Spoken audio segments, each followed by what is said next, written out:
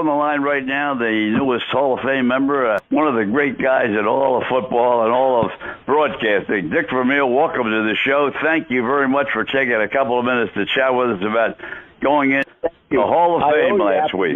I owe you after forgetting it last week. I apologize again. Well, you're getting to be as old as I am, so you're allowed to forget. Yeah, damn near. We are antiques. We are antiques.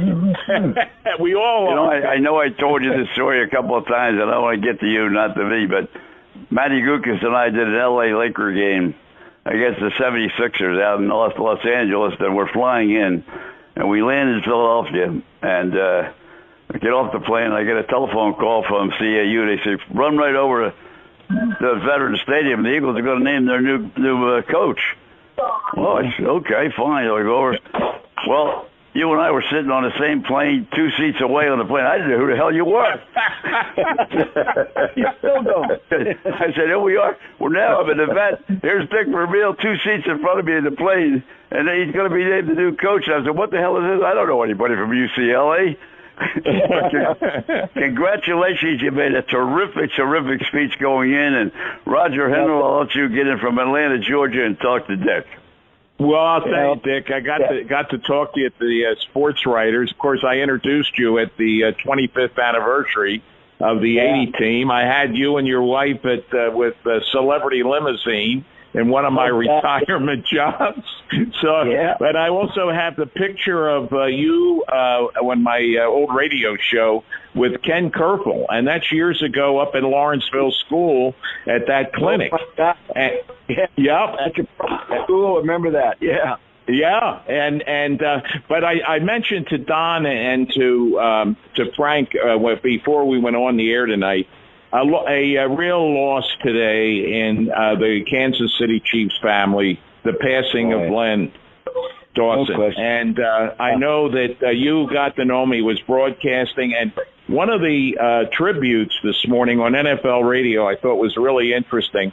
A lot of credit was given to Carl Peterson, who's like one of your best friends, presented you at the Hall of Fame, and Marty Schottenheimer for turning the corner a number of years ago with the fortunes of the Chiefs. And it was just really interesting to see the impact that Len had on various quarterbacks over the years. And you probably saw it. But I just wanted to bring that up because I know you were close to him when you were in Kansas City. Here's a guy that played a ton of years, and he played I think he threw 45 passes his first 3 or 4 years in the league, and he comes to Kansas City, and in a few years he wins a Super Bowl championship because he now, with a coach that understands him, knows how to use him, coached him in college, and went on. And my God, he had 4 years where he threw over 20 touchdown passes. In those days, that's hard to do because first off, he played 14 games, and you didn't throw the ball that much. So he did a remarkable job. In fact, he had 3 times he had a 90 quarterback efficiency rate, which was very rare in those years. But just a great guy. What I always appreciated about him, he was humble. He never tried to tell us what he would have done if, why'd you do that in the third quarter? Why didn't you do this in the fourth quarter? He was always very appreciative and respectful of my coaching staff and me, and just a pleasant guy. And, of course, Lamar Hunt, nobody in the league did a better job of showing respect for their former players, that Lamar Hunt did. And, of course, then Lenny is the figurehead of everybody, He was the franchise, And Dick, you got to talk a little about Warner, too, because I know in your speech you talked about, so many people didn't think the guy had a chance to do anything when you got to St. Louis, and you turned the whole program around because you understood him. Well, and I had, Mike Martz coaching him and John Ramsdale, and, the guys coaching him had Jim Hannafin with the offensive line. Bud Carson started as the defensive coordinator. I had a hell of a coaching staff. And I needed that kind of staff because I'd been out of it for 14 years. And by hiring the old-timers, we could catch up, or at least I could catch up, But Kurt Warner, what he did will never be done again. Just his first 5 games as a starter in the NFL. Now you're listening every morning. I listen to the different radio stations, and I listen to Sirius NFL, and they're talking about how many years it takes to develop the quarterback in the NFL under the pressure. And here's Kurt Warner goes from the scout team quarterback of the year for the Eagles in '98 to the most valuable player in the league in '99. So he blows away all those things. Dick, let's go back to the Eagles, because for those folks that are listening right now, we're talking to Dick Vermeil, one of the newest entries into the Hall of Fame in Canton, Ohio, and what a great tribute to Dick and to the National Football League and all the stops he made along the way. But it all began with a guy by the name of Leonard Toast, who owned the Philadelphia Eagles at that time, and a very unusual owner, but I know you were very close to him. But when you came in, that was not a Hall of Fame team. No, you couldn't today. You couldn't rebuild a team today with the restrictions you have as a coach now to coach. In those days, I could stay on the field as long as I wanted to, have as many double days as I wanted to, have as many players in training camp for most of the camp. We played 6 preseason games, and you had a lot more time to develop the players you had. Remember, we didn't have first, second, or third round pick for 3 years, and the third year we're in the playoffs. Why? Because we could improve the players that we had.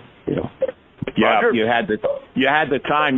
Dick, getting back to the Rams, it was amazing. I happened to be in St. Louis during your camp, and I got to interview you. And one of the questions I had was, do you think this is really a good team? And obviously, then I was at the Super Bowl, and I got to ask you the question again, but a little bit different phraseology. I said, well, you told me at training camp you thought it was a good team, but did you have any idea it was this good?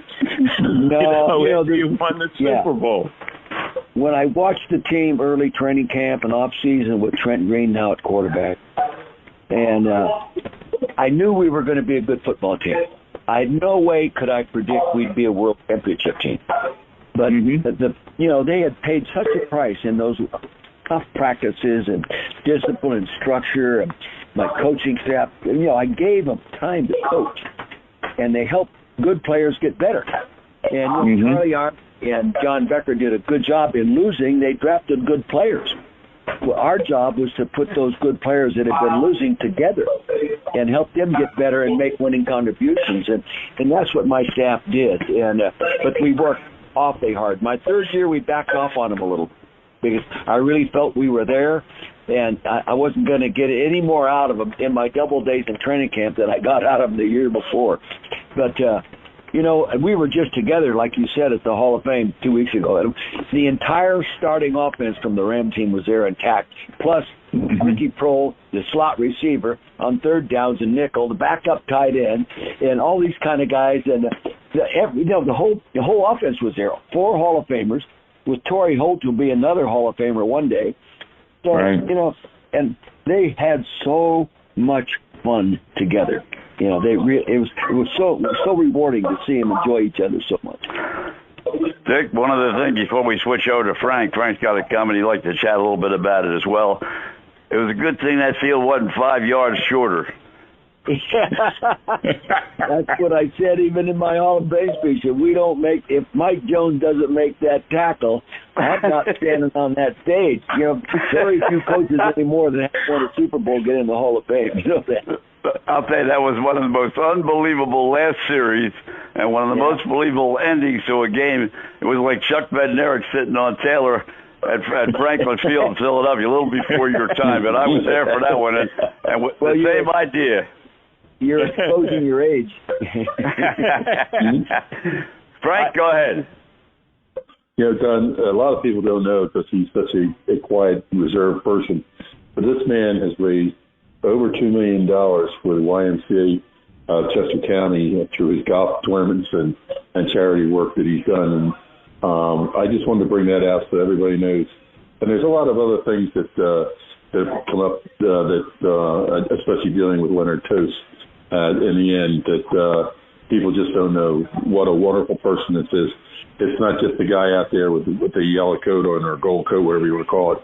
It's a guy who really believed in the game, believed in people, and still to this day, after many years of retirement, believes in his community. Well, thank you, and that's nice of you to say, Frank. You know, I enjoy my community. As I tell the Eagle fans, I feel like I know each one of them personally. And they know you. There's no doubt about it. Yeah. Well, you know, Dick, you know what was great? Andy Reid and his wife were at your Hall of Fame ceremony. Yeah. And, you know, I know the way you kept in touch with Andy when he was coaching and everything. And I think that says a lot. But isn't that ironic? Your last coaching job was with the Chiefs, and now Andy's with the Chiefs after you were both with the Eagles. I think it's really ironic. Yeah. Well, I'll tell you, Andy Reid and Tammy showing up there Friday night for the Gold Jacket dinner in the middle of training camp with practice the next morning in Kansas City to show his respect for me was the finest tribute I have ever received from another football coach in my entire career. And I will never forget it, and I will always be in debt to how much I appreciated that effort. Well, Nick, let me ask you this, because the game has changed so much now. You mentioned a minute ago, you know, the way the Eagles were built when you came in and built it from just great coaching, not from great selections because you didn't have them. But the game as we watch it today, I'm having a little tougher time being as involved as I used to be. Not just because I'm older. I don't enjoy the game the way it's played as much today. Okay. I understand what you're saying. I'm going to tell you from a coach's standpoint, watching the season last year, especially as it wound down and got into playoff games, I've never seen so many exciting football games from a fan standpoint to watch the game be played. I mean, every game was unbelievable. Right. And I think that's a great tribute to the NFL as it is today. It is different. The old-fashioned ball, you'd spend a lot more time just beating the hell out of each other. Now there's a lot more finesse in the game, a lot more speed in the game, you know, and it's very interesting. I still believe football is a trend game and a cycle game, and you're going to see the emphasis of running game gradually move back in as the defenses get better at defensing passes with smaller linebackers and faster pass rushers and slower run defenders. You know, I think you'll see it. Yeah, and in fact, the Eagles did it last year.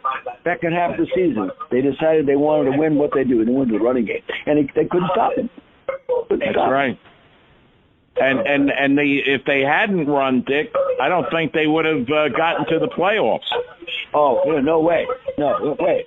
They weren't gelled yet as an offensive team. They'll be a lot better this year. They're going to be a good football team.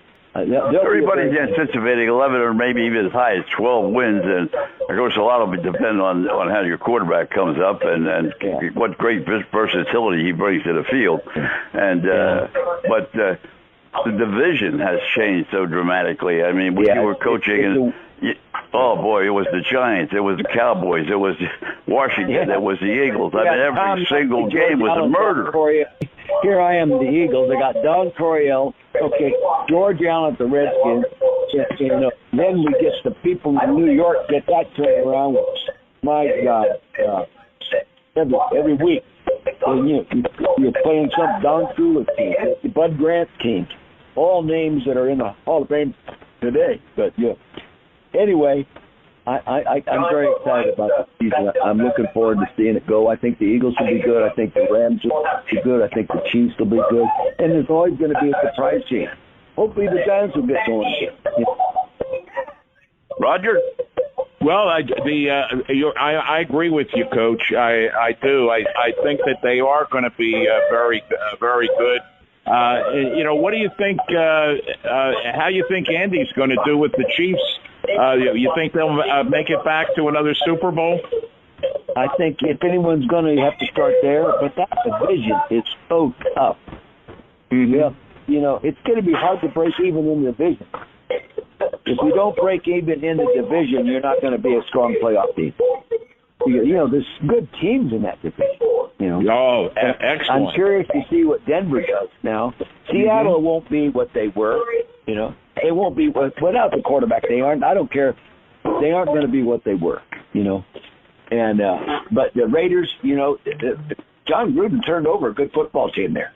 and I'm going to miss John Gruden on the sideline. I have great admiration and respect for him. And I know him well enough to know the things they accuse him of, he is not, okay? And sometimes you might tell the wrong joke or laugh at the wrong thing, but we all used to be able to do that. We sure did. Do that one time in our culture, It was a different era. Well, Dick, if you break it into 4, 4, 4, and 4, when at least that's the way I always like to look at the schedule. Yeah, me too. Yeah. And you look at the schedule for the Eagles. They're in a great position to start. They haven't had this kind of an opportunity to start really hot. I think this year they do. Yeah, I wouldn't doubt it. But I'll tell you this: you watch a little of the Hard Knocks, and I know some of the people that Detroit staff, they're coaching tough, old-fashioned, hard football. When you beat them, you're going to earn it, okay? Because they're going to knock the hell out of you. You better be your tough. buddy Angelo Cataldi, Coach, picked the Lions to beat the Eagles in that first game. Well, you'll have to get after him when you're on with him. Yeah, I know. And Angelo is very passionate about the Eagles, and he's very high and very low. He can be high one day and down the next day. But it's going to be very difficult for Detroit to beat him because the Eagles are so talented. Detroit will startle them in how they play the game, in tempo. Yeah. Yep. I just want to get back, Dick, for some of the people listening. Dick Vermeil, our Hall of Fame coach, on with us right now, and is winding things down. Dick, talk a little bit about the pressure, because I think you're a perfect example.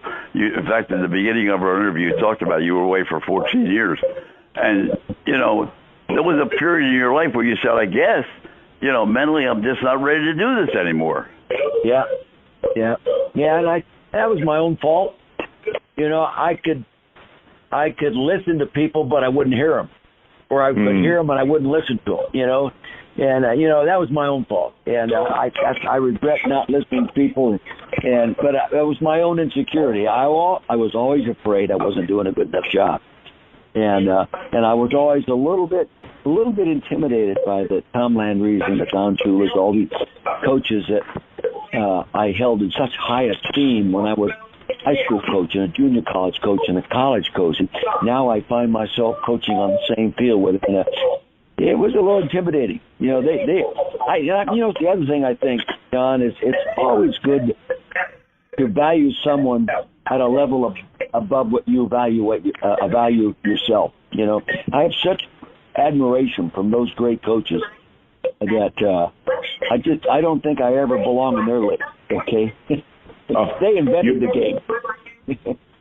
Hey, listen, you did a lot to contribute to the history and place. One thing, and Don and I and Frank were talking about it after you went into the Hall of Fame. You didn't really want to talk about Ron Jaworski because it would just really get you emotional. And the relationship that you have had from back in 1980, before 80. But the other thing is, I used to go to the arena games, with the Soul. And I know you were involved with Ron, and it was a great experience. A lot of fun. You know what I thought, Dick? I thought it was a great family atmosphere to go there. Yeah, it was. It was fun. It was a great way to lose money. I know we kept you a little longer than we thought, but I want to thank you very, very much for taking time. Your schedule is so filled. And I'll tell you one thing. I keep getting my emails. I keep getting that wine. I want to know all about it. You're becoming the wine master. Yeah, I'm heading out this Friday. I'll be out there driving tractor for 3 weeks. Oh, nice. Well, I just want to get on that. I just want to get on that train with you when you're one of those speakers. I missed you by one day. The last time I was out there, you were on the train the day before I got there. But best of luck with the wine. Best of luck with everything, and thank you so very, very much for taking this much time to spend with us on the show. All right, with you guys. Take care. Take care, Coach. God bless. Take care.